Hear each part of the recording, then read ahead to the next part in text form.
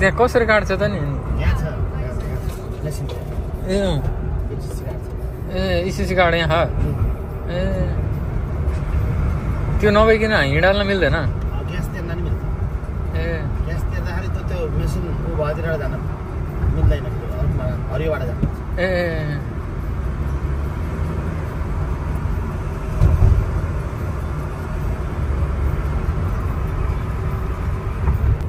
यसमा चढ्न मिल्छ? टिकट काट्ने होला यसको नि?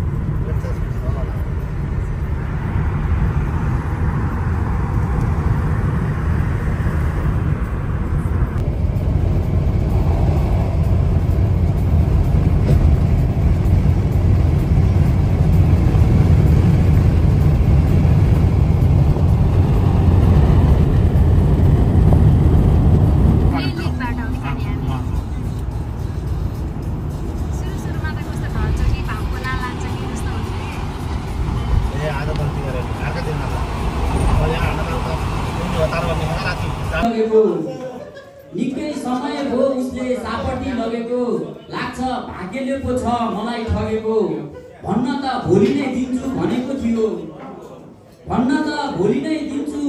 भनेको थियो साह्रै आपत परेको छ भनेर लगेको थियो के भन्नु हजुर न साथी न पैसा कसलाई रोजौं कसलाई छाडौं ठुलै धर्म सङ्कटको पहाड म माथि छ पैसा फिर्ता नगर्ने मेरो एउटा साथी छ। सामाजिक सञ्जालतिर ऊ चर्को आवाजमा लेख्ने गर्छ लवाई समाजतिर ऊ जल्दो बल्दो अभियन्तामा पर्छ लवाई खवाई पनि उसको निकै रवाफिलो छ 2-4 जना मान्छेसँग उसका गफ जवाफिलो छ हेर्दा धेरै माया लाग्ने बेहोरा सम्झो रिस उठ्ने मान्छे सोझो भित्र चाहिँ घाती छ पैसा फिर्ता नगर्ने मेरो एउटा साथी छ। फोन गर्यो उठाउँदैन मेसेज गर्यो रिप्लाई पठाउँदैन भेट्न गयो निच्च दाँत यो कस्तो साथीको जात बोली वचन पनि राम्रै छ दिन खाना पनि जानेकै छ, फरक यति छ अरू भेट्यो जिस्किन्छ, म भेट्यो बिच्किन्छ, म बाहेक सबैको लागि ऊ खुब जाति छ, पैसा फिर्ता नगर्ने मेरो एउटा साथी छ। के सम्म गरिन मैले पैसा फिर्ता गराउन, के सम्म गरिन मैले पैसा फिर्ता गराउन, पैसा फिर्ता मागेपछि उसले मलाई मन पराउन, बाटो ढुकेर बसिन कि ऊ आउने ठाउँमा लुकेर बसिन कि, हस्पिटल छु भन्दै बहाना पारिन कि, पैसा भेटेर फिर्ता दे भन्दै झ्याको झारिन कि, फटा नै त छ म भन्दिन उसलाई ऊ त्यो भन्दा अलि माथि छ, पैसा फिर्ता नगर्ने मेरो एउटा साथी छ।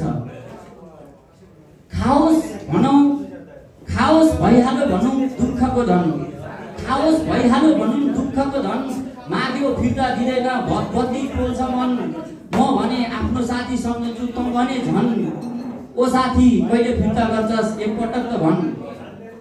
पत्रिकामै नाम छापिदिउँ कि जस्तो लाग्छ, उसको पत्रिकामै नाम छापिदिउँ कि जस्तो लाग्छ, फेरि के गर्नु ऊ त साथी पो हो, पर्खिएर कति बस्नु सबै यो समयको बर्बादी हो। हेर्नुस् यो दुनियाँमा दिने भन्दा लिनेको बढी ताती छ, हेर्नुस् यो दुनियाँमा दिने भन्दा लिनेको ताती छ, मेरो पनि पैसा फिर्ता नगर्ने एउटा साथी छ। धन्यवाद। टिमलाई पनि धेरै धेरै धन्यवाद दिन चाहन्छु र मलाई चाहिँ केही पनि थाहा थिएन, यतिकै म स्टेजमा आएको छु। दाइहरूलाई धेरै धेरै धन्यवाद दिन चाहन्छु यो समय दिनुभएकोमा।